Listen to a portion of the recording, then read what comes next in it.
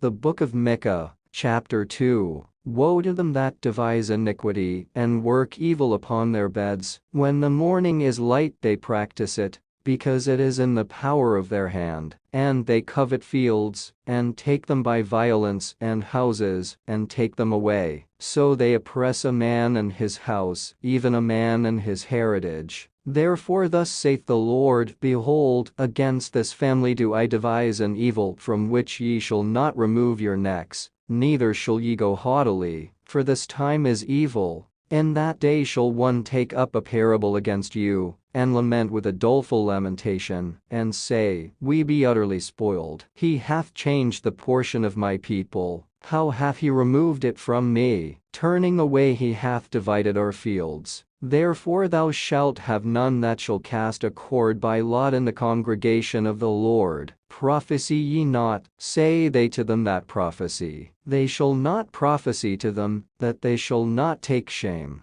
O thou that art named the house of Jacob, is the spirit of the Lord straitened? Are these his doings? Do not my words do good to him that walketh uprightly? Even of late my people is risen up as an enemy. Ye pull off the robe with the garment from them that pass by securely as men averse from war. The women of my people have ye cast out from their pleasant houses, from their children have ye taken away my glory forever. Arise ye, and depart, for this is not your rest. Because it is polluted, it shall destroy you, even with a sore destruction. If a man walking in the spirit and falsehood do lie, saying, I will prophesy unto thee of wine and of strong drink, he shall even be the prophet of this people. I will surely assemble, O Jacob, all of thee. I will surely gather the remnant of Israel. I will put them together as the sheep of Bozrah, as the flock in the midst of their fold. They shall make great noise by reason of the multitude of men.